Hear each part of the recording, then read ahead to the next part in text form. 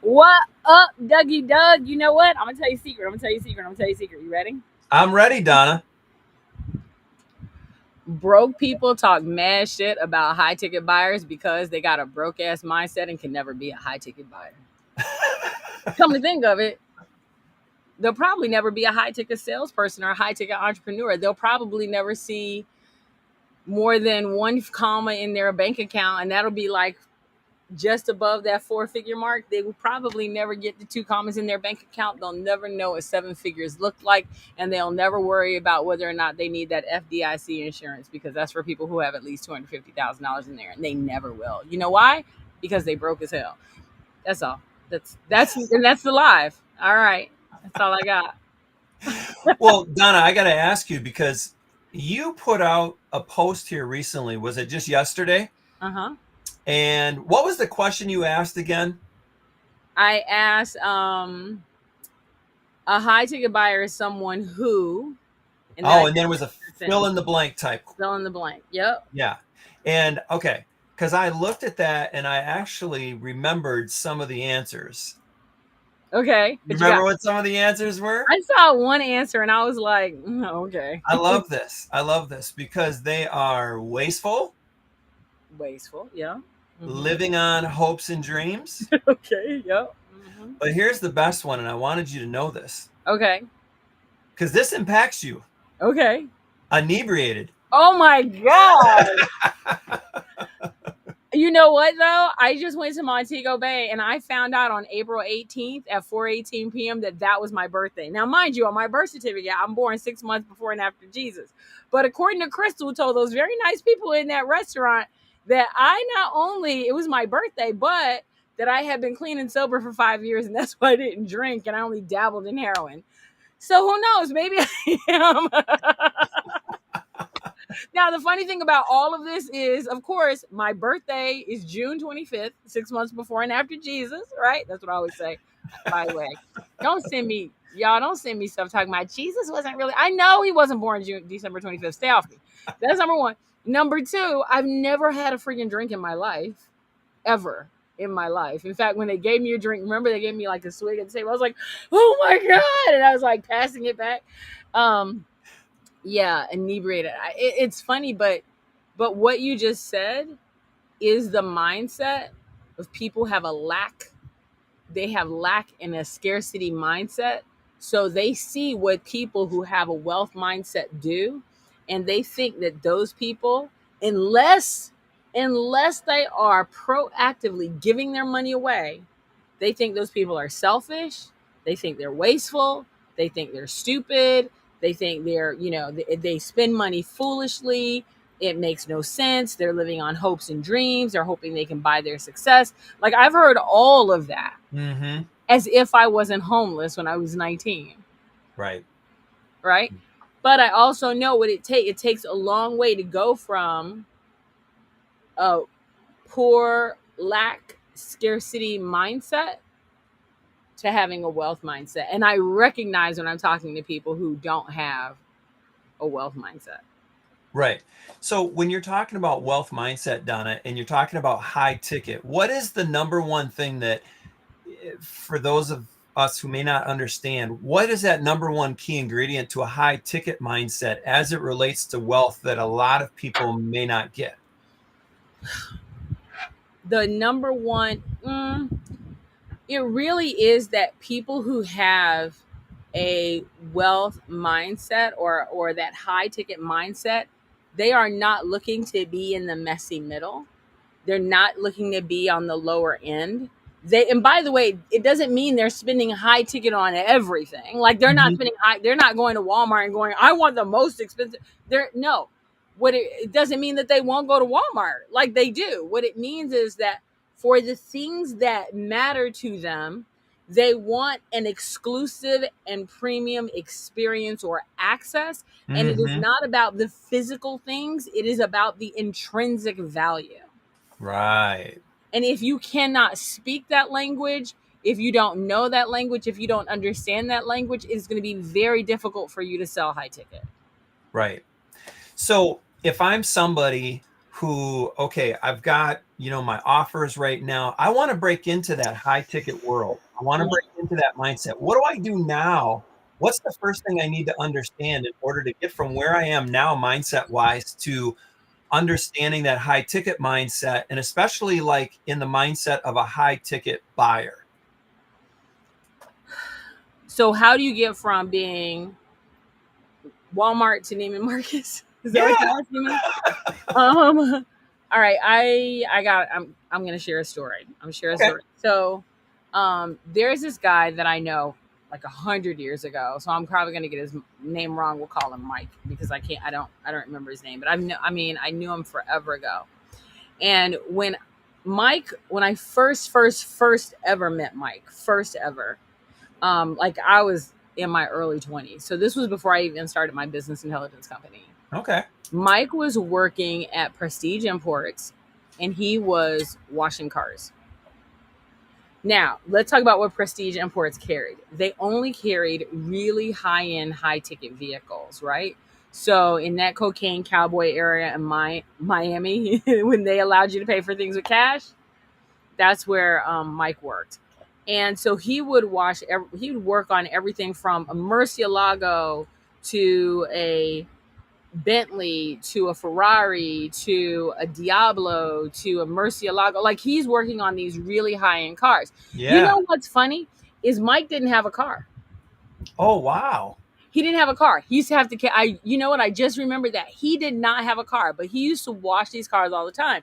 And he actually went and got his driver's license because he wanted to be able to move the cars from point A to point B. He couldn't even move them. He could only work in the bay. And then he started moving the cars from point A to point B. And Hmm. I remember us having this conversation, and he said, it wasn't until I got my butt in the seat of the car that I knew what it felt like to be behind the wheel. I'm going to Yeah. say that one more time. Yeah. It wasn't until he got his butt in the seat of the car that he knew what it felt like to be behind the wheel. And he said, but you know what I didn't know what it felt like? I didn't know what it felt like to invest in one. I didn't know what it felt like to actually drive one on the street. I didn't know what it felt like to own one. But I did know what it felt like to sit behind one. He goes, and I knew every inch of those cars. He goes, and when I went home, I used to go and watch any documentary that I could. And he would go rent these documentaries back when you had to rent stuff. He would go rent these documentaries to find out, like, what did it take to build a Diablo? What does it take to build a Murcielago? What does it take to build a Bentley? Right? What does it take to build an Aston Martin? What actually went into them? He could also tell you the difference between sitting in a Diablo and a Porsche and a Bentley when you turn the key, what it felt like under your butt. Hmm. So if you were a person who were like, my knees and I want something smooth, he's not putting you in a Diablo. So he moved from a person who was working just cleaning the cars and knowing what the cars felt like to a person who could sell them Hmm. because he knew so much about them. He was so well versed in them. And when he would talk to clients who'd walk in, he'd ask them, so tell me, what do you want to feel like when you get out of the car? What do you Oh, want it to feel like when you got in? He goes, because these people weren't there because of the price. right. They're there because of the prestige. And so he started speaking to them about the feeling of prestige. And he said, but Donna, it wasn't until I started being able to take home a loaner. So he's taking home a loaner Ferrari and Porsche. And he goes, and yeah, I had a sense of pride. He goes, but the pride was more of my company allowed me to do this kind of pride. Hmm. And so now he knows two things. There's a feeling about the car that he really likes, and there's a pride that goes into that feeling, but now he wants the next level. What does it feel like to own one? Mind you, he works at a dealership. And he said, let me tell you, I became general manager of this dealership, and yeah, they would let me drive any car I want at home, and that'd be great. He goes, but my neighbors knew? My neighbors knew that whether I showed up with a Ferrari, a Jaguar, or a Porsche, or a Murcielago, or Diablo, or whatever, that it wasn't my car. Hmm. He goes, I didn't have that pride of ownership. Yeah. He goes, and then I bought a used Aston Martin convertible. I think it was a DB6 at the time. Very cool. And he said, I now knew what it felt like to own it. He goes, and it was completely different than it was to wash it. Hmm. People who have a scarcity mindset will never have the privilege of knowing that feeling Mm, ever. yeah. There is a feeling of ownership. Yeah, I love that. And sometimes you hear people say like, well, you can't sell high ticket unless you've bought high ticket. But here's a great example of somebody who worked their way there from a mindset perspective. Right, right. That's the thing.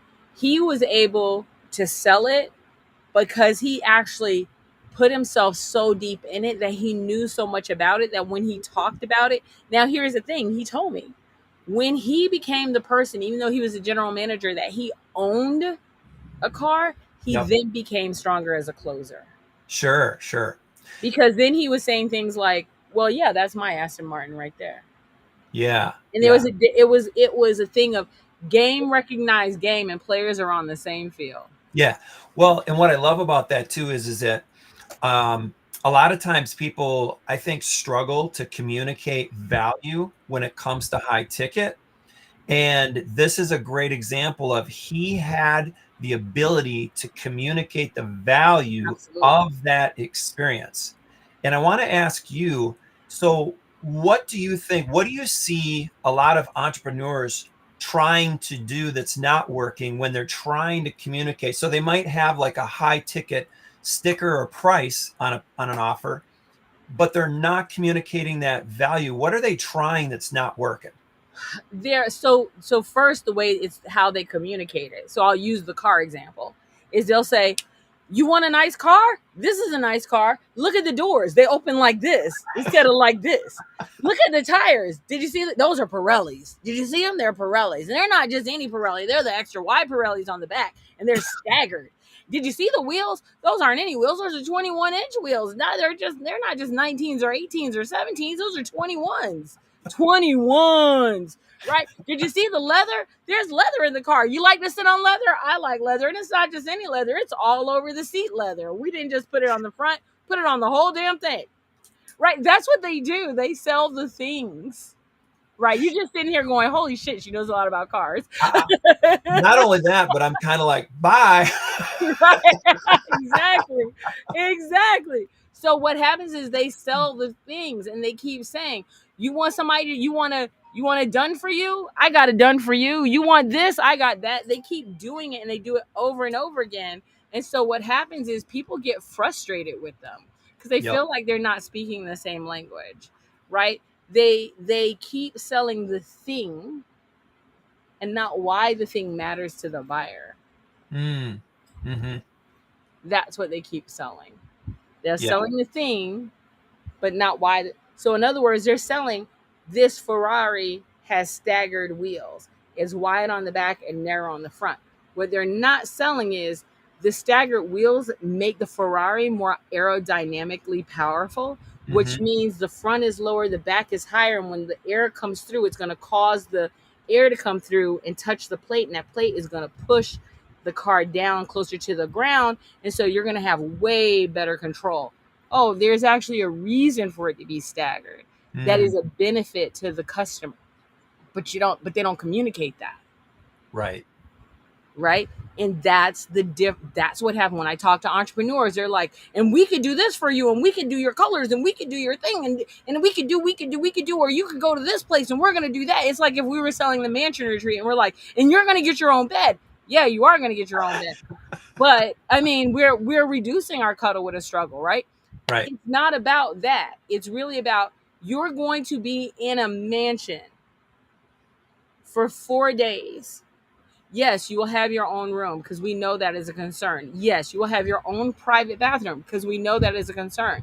Yes, we're doing it in Orlando because we know that's the easiest place to get in and out of. And Disney Dollars does not allow Orlando Airport to be shut down Hmm. at all, ever. Right? I know it's big, but you can actually get from the beginning to your gate in less than 10 minutes. Yes, those are all the tangible things that you care about. But here's what's important: you have access to sit across from me and Chanel and Doug at any given moment and ask whatever question popped into your head at that second. You have the opportunity to literally stand there and say, this is what I'm doing, and get feedback from 20 experts on your shit, no, your stuff, and we're all leaned into it. When is that going to happen again in your life? You are getting stuck. You now have 20 people to help remove that obstacle. Yeah. That's the benefit. It's not the thing. Too many entrepreneurs, when they're selling high ticket, they spend a lot of time selling the thing. It would be me selling, you're going to be in a big house. You're going to have your own room. You're going to be able to sleep in your own bed. You're going to have a private chef. Yes, we have all those things. The benefit of having a private chef is we don't care if you're gluten free, if you're a vegetarian, if all you eat is ice. We got some artisan fucking ice for you, right? We have it covered so that Yeah. your experience can be one that you don't have to think about all those external crazy factors and you can focus on your business. So what I love about this, Don, and it's just clicking into place for me, is that when we're at the mansion retreats, the other thing that this just became so clear is that it's not just 20 other people, but what you're saying is it's 20 other people who have the mindset of a high ticket buyer that's giving you feedback to help you calibrate your message to be able to tune right into that so you're on that same frequency. One of my favorite things to ask people when they're working with us is I go, well, am I your ideal client? And they'll go, no. And I'm like, why not? Or here's my other favorite question to ask people. And not that I'm everybody's ideal client. I know I'm not. But here's another really good question for people to think about, especially when they're thinking about doing high ticket. Here it is.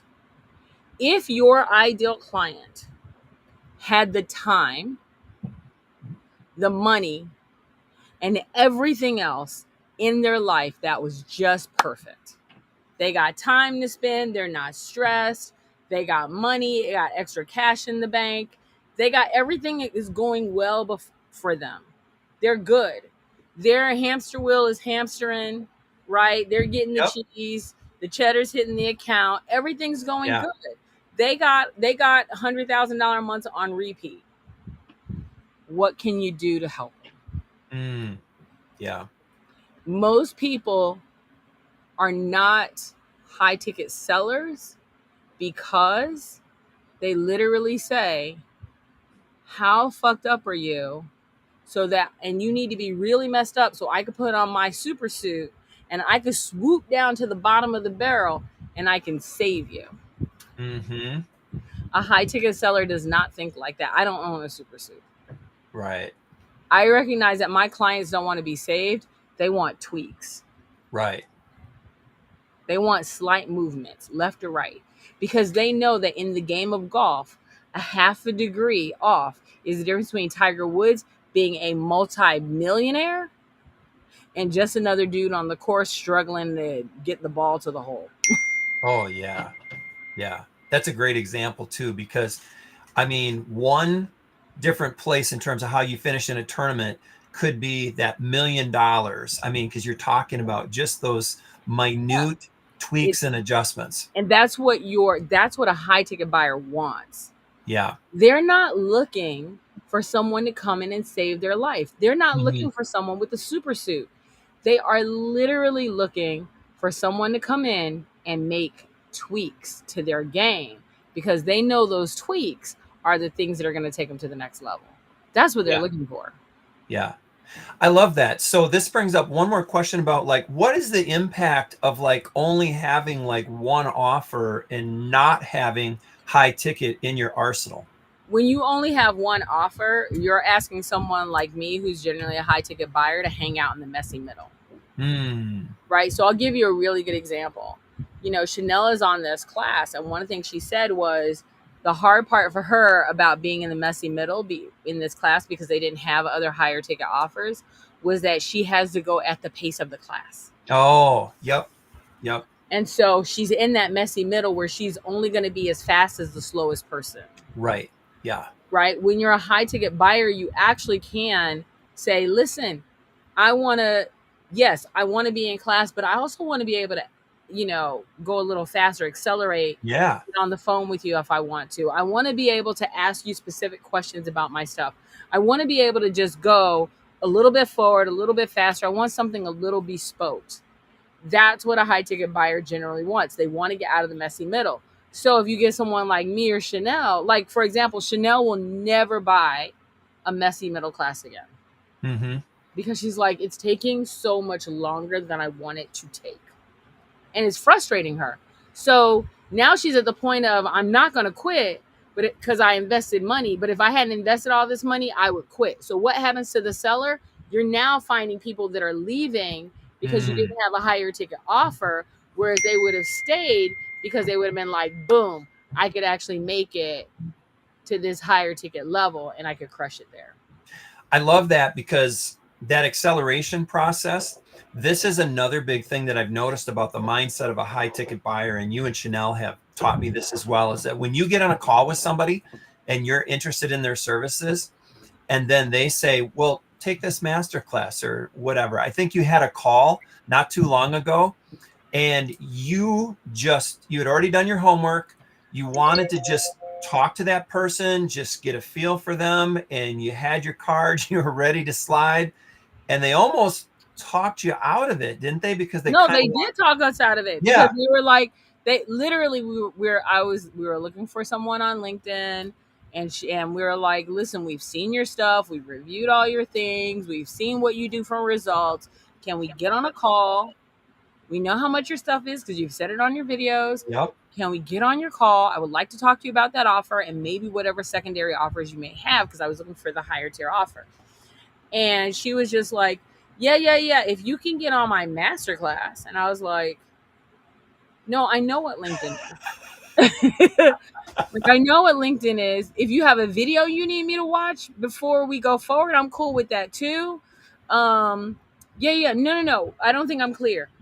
I want to talk to you because I want to talk to you not only about your middle tier offer, but what is your higher tier offer? Because I'm ready now. Um, yeah, can we get on the phone? And she goes, well, yeah, what I usually do is usually, and I'm like, yes, for the 90% of the people that you get that are going to haggle with you about money, I am sure you do that.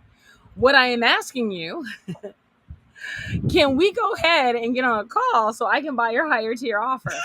Um, yeah, no, you're going to have to get on my masterclass. I was like, bye. Because that was the only direction, that's all she had. So she was so limited in her thinking She because there lost was she only lost a one fifteen, path. $20,000 deal because she had only one path. Unbelievable. And how many times have you had a conversation? How long does it take you, Donna, to sniff out if somebody has money mindset issues? Usually after the first question. And what are some of the things that jump out at you when you have that conversation and immediately you know that they have wobbles about money?